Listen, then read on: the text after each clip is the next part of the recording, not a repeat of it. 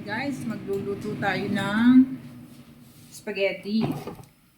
Pero, mabilisan lang to. Yan. Sariling ano na lang.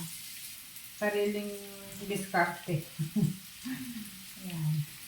Huwag nyo nang pansinin yung pagkahiwa ng aking ano ha. Yung aking, ayan, lapit natin. Pinatay ko yung exhaust fan. Kasi, maingay. Hindi nyo maririnig yung aking magandang boses. Ngayon, hinahanap ko ngayon para yumuko siya. There you go. Yun naman pala eh. Oh. Yun, para makagawa tayo ng isang magandang video naman. Okay! Alright. Ayan, sibuyas. Sariling ano ko lang to. Hindi ginilo yung ginamit ko.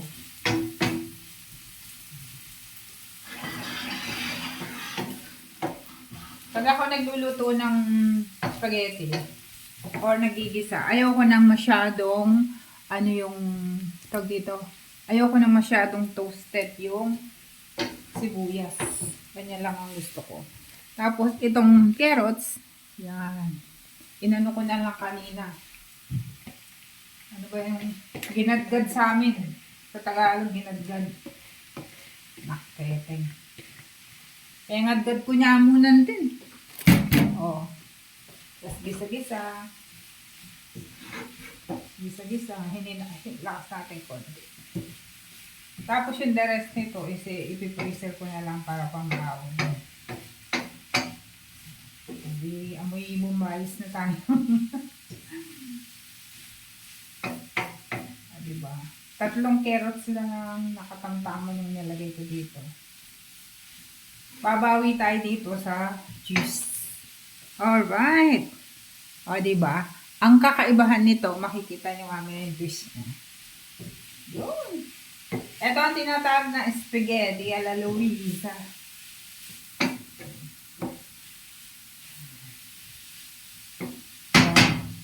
Tapos, lagyan natin ng pangmalakasan na mushroom. Kamay na natin. Gamatan mo niya mo. Sabi nga sa Kapampangan. Gamat. Mas masarap daw yung kinakamay.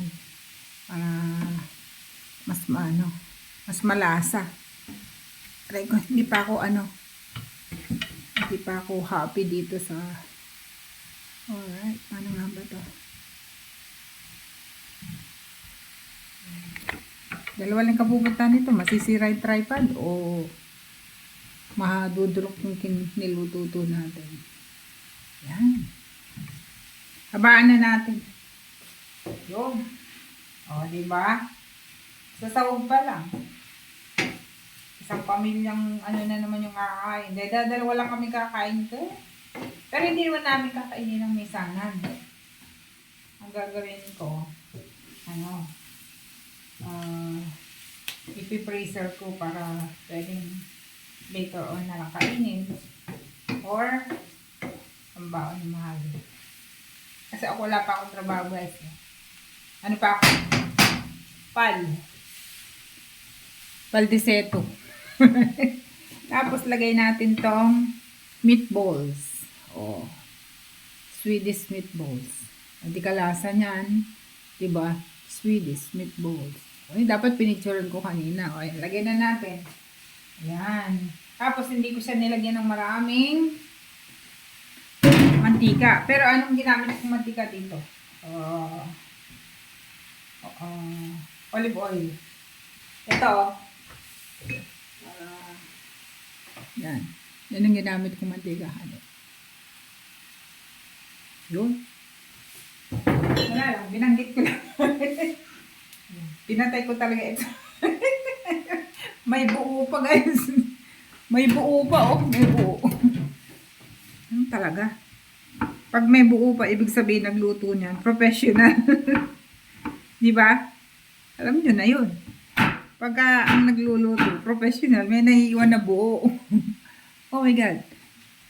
Yung ano natin, yun, lumabo. O, lagay na natin tong, disliyo. Kanina, konti lang to, ba't karami na naman? So, ano din to? Pwedeng pang-ulam. Naging chapsuy na. Ang kaibahan nito, may twist to eh. Bango! Tapos, bibigyan ko siya ng bacon. Itong nagpasarap dito. Bacon at saka yung isa pang ilalagay natin mamaya. Oh. Yan! Bacon, akinamay. Oh, di ba? May ganun. Here you go. Huwag nang maselan. Huwag na tayong magmaselan. Teka, lumalabo yung camera natin. Sa mga gustong magpaluto spaghetti, PM nyo lang ako guys.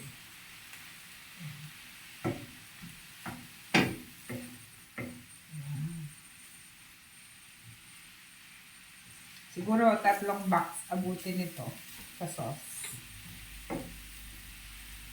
Kasi ang ginagawa ko, nilalagay ko siya sa box tapos freezer. O tapos pag gusto namin kumain ng spaghetti or something na carbonara or anything. O kung gusto mo lang ganyan ulam mo, pwede na. Diba?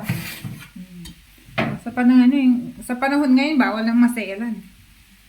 Yes? O, lalagay ko na to itong pangmalakasan, ha? Papakita ko sa inyo. Squid. Eh, pag pa naman hindi pa to sumarap, ewan ko na lang. Oh. There you go. Ayan, oh. Oh. Cheese yan, guys. Cheese. Sandamakmak na cheese. Oh. Kailangan matapos na natin yung cheese dyan sa ref.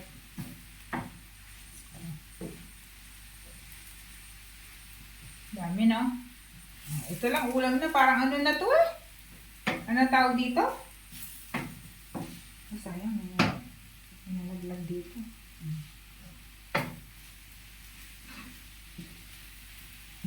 Sabi sa inyo, pag ang nagluluto, professional, nangangalaglag.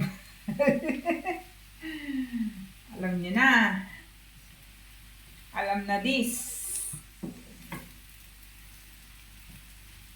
Yun.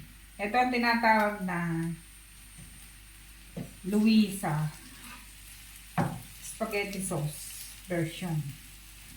O, diba? O, nag-melt na yung cheese natin. Dito pa lang sa cheese na to, ewan ko na lang pag ito hindi sumarap.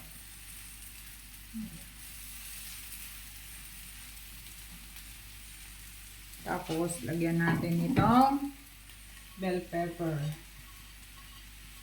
Mas gusto ko yung maraming gulay. Oh, lumabo na naman yung camera natin.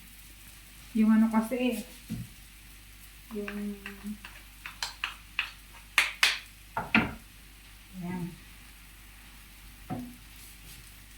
So, yun. Tapos, lagyan natin siya ng paminta. Tapos, lilagyan ko ng paminta.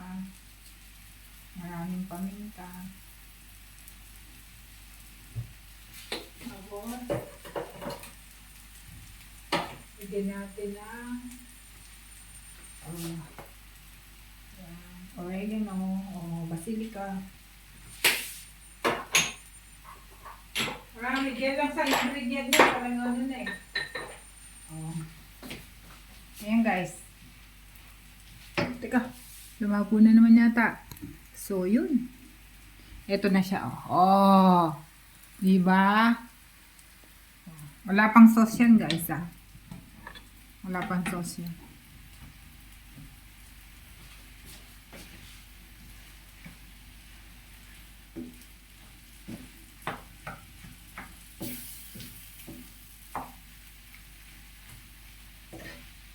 Mas maraming gulay. Itong twist nito. Para maging siya. Healthy. Alam niyo ba kung ano yung nalagay ko? Coriander.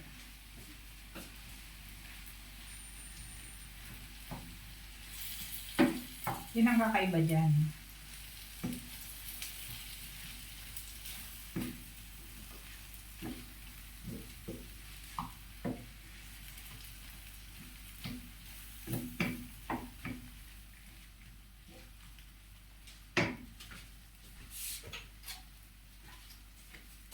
Lagyan natin ng konting salt.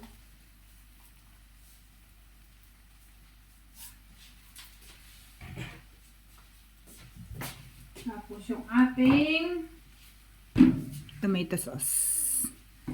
Yung ating mga tomato sauce, ito. Yun ang ating tomato sauce. Lalagyan na natin ng tomato sauce. Hindi na lang. Basa ang sabi ko kanina. Ano to spaghetti sauce ala Luisa. So, pawang mga professional lang ang gumagawa. Yan.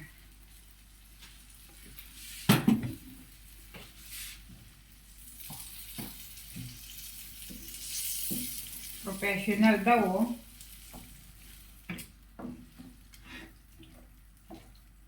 Malasa to, guys.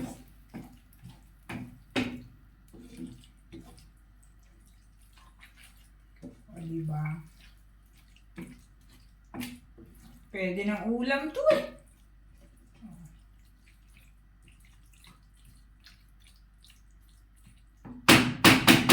Hindi ganong mapula ito natin. Hindi ganong mapula ito natin. Tomato sauce. Lalagyan natin ng yan. Isa pa. Isa pa para another one. Parang dapat yung kinuha ko palang sauce yung isa. Yung pulang-pula.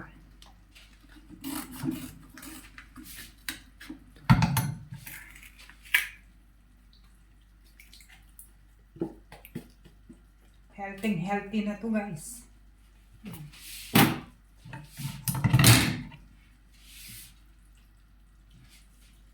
Tama na, Rude.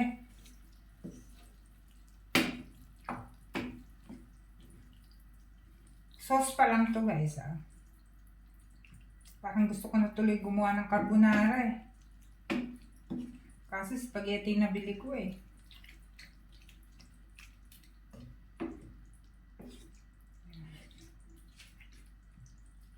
Ibang ano to, guys, Diba sa paggawa naman iba-ibang style tayo.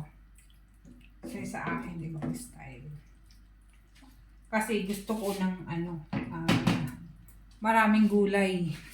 Ayan. So yun. Ayan lang siya. Tapos nilagyan ko lang nitong final. Lagyan natin itong tomato paste para medyo pumula ng konti. Then after that, I'll let you go.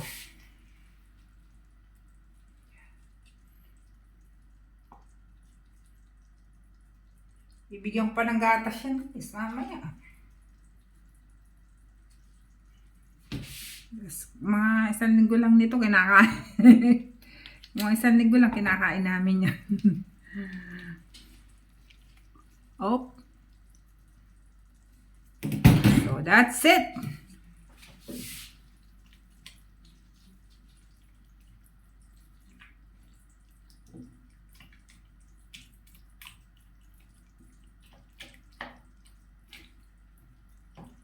So that's all for now. Maraming salamat po. Ayan po ang aking spaghetti sauce na napaka kakaiba. May coriander. Ayan po siya. Bye-bye. Love you all.